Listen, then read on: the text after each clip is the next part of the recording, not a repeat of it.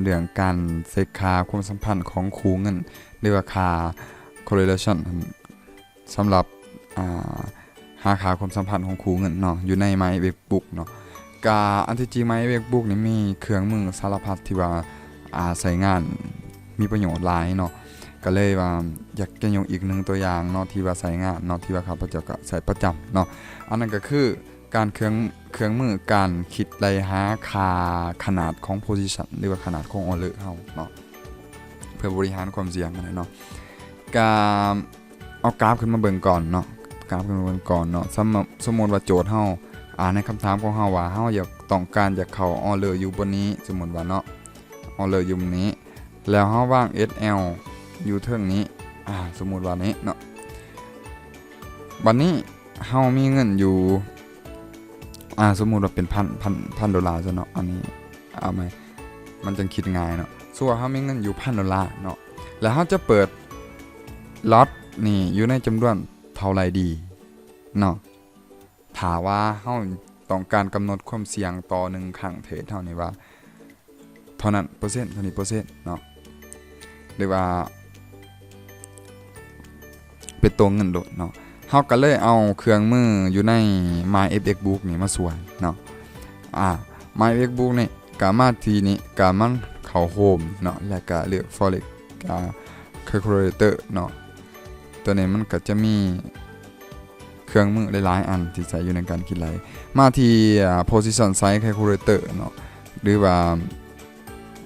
ตัวนี้แหละตัวลุมสุดนี่แหละคลิกเข้าไปเนาะเฮาก็จะได้ตัวนี้ขึ้นมาเนาะตารางตัวนี้ขึ้นมาเนาะก็จะสอนวิธีการใช้งานเนาะว่าเฮาจะใช้จังไดเนาะทำอีกหน่อยให้เฮาเลือกaccount currency เนาะ account currency ก็คือ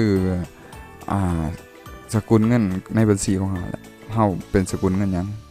ดอลลาร์บ่ได้ยูโรเนาะเฮาเลือกเป็นดอลลาร์เนาะเฮาต้องใส่ดอลลาร์แล้วก็account size ก็คือบาลานซ์อยู่ในMT4 เฮานี่แหละเนาะหรือว่าจำนวนทุนเฮานี่แหละเฮาใส่อย่างไรครับจะขอยกตัวอย่างว่า 1,000 ดอลลาร์เนาะบัดนี้ risk ratio หรือว่าเป็นเปอร์เซ็นต์หรือว่าความเสี่ยงอัตราความเสี่ยงที่เราจะใส่เราจะใส่อย่างไรเนาะมันจะมี switch to money ตัวนี้หมายความว่าเราคลิกตัวนี้ปุ๊บเราจะใส่ค่าเงินเข้าไปเลยหรือว่าเราต้องการจะเสี่ยงในออเดอร์ที่เราเข้าปัจจุบันนี่ว่าเป็นจำนวนเงินเท่าไหร่อย่างเช่นว่า20 ดอลลาร์เนาะอย่างเช่นว่า20 ดอลลาร์เนาะหรือว่าขันอยู่ในกรณีเป็นเปอร์เซ็นต์ก็ลองใส่เบิ่งว่า 2% เนาะเราจะใส่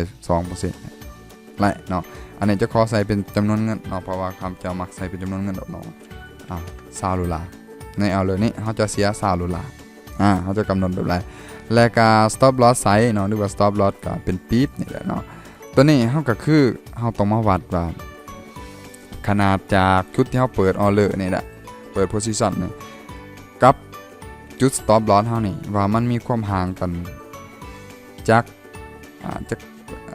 ปี๊บเนาะเอาจะเอานี่ลบนี่ก็ได้เนาะแต่ว่าลองเฮาคลิกเมาส์กลางเนาะคลิกเมาส์กลางเนี่ยเฮาก็มันเป็น cross hand บ่ก็คลิกแล้วก็ลากขึ้นมาจากจุดที่จะเปิดออเดอร์มา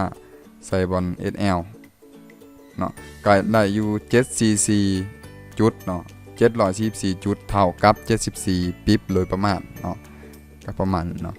ก็เฮาก็ใส่74ปิ๊บหลังจากนั้นก็เลือกคู่สกุลเงินที่เฮาใส่ปัจจุบันว่าเฮาแทรกใส่คำหยังเป็น EUR USD เนาะก็ใส่ EUR USD ถูกต้องเนาะหลังจากนั้นก็กด calculate เนาะปึ๊บนี่เนาะเฮาก็จะไล่ว่าผลลัพธ์จะออกมาว่าrisk ratio เป็นเปอร์เซ็นต์นี่คือ 2% เฮาจะเสี่ยงเนาะออกเป็นเสียง 2% ยูนิตจุดอันนี้บ่ฮู้เนาะจะมันยัง อันนี้ล็อตที่เฮาจะใส่ก็ 0.027 เนาะ 0.027 ก็เอาปัดเป็น3เลยมันจะออกซ่าไปปลายน้อยนึงเนาะสำนั้นเนาะเพราะว่ามันจะใส่เพียงไรตอนนี้เฮาก็จะมาเปิดออเดอร์โดยการเข้า new order แล้วใส่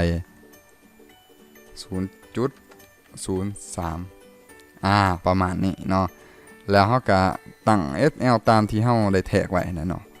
เมื่อออเดอร์มันไปผิดทางเฮาก็จะไล่ เฮาก็จะได้หยังเฮาก็จะได้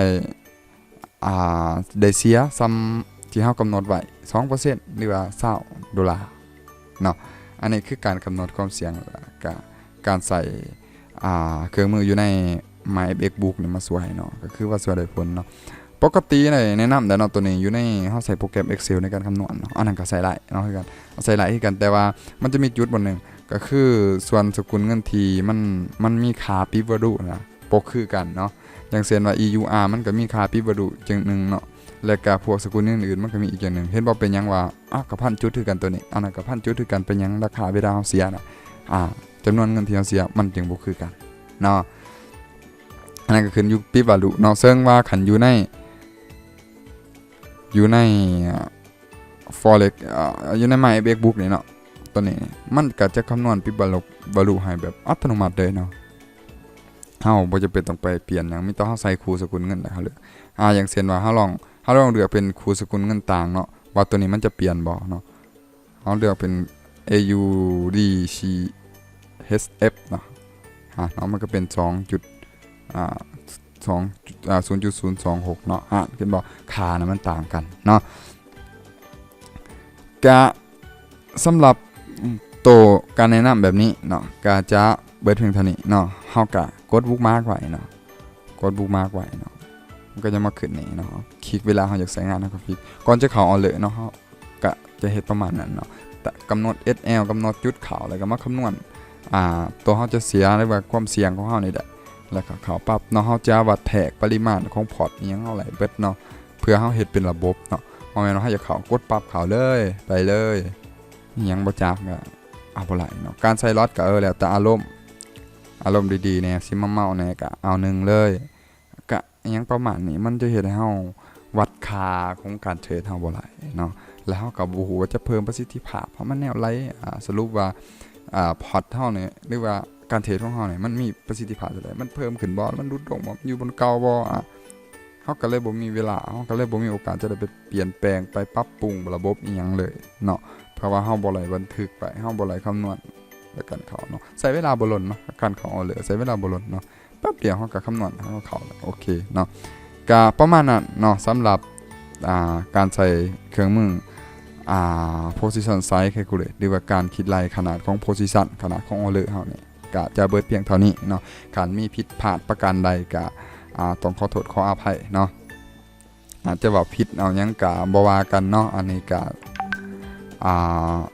สามารถคอมเมนต์ไลน์สามารถแชร์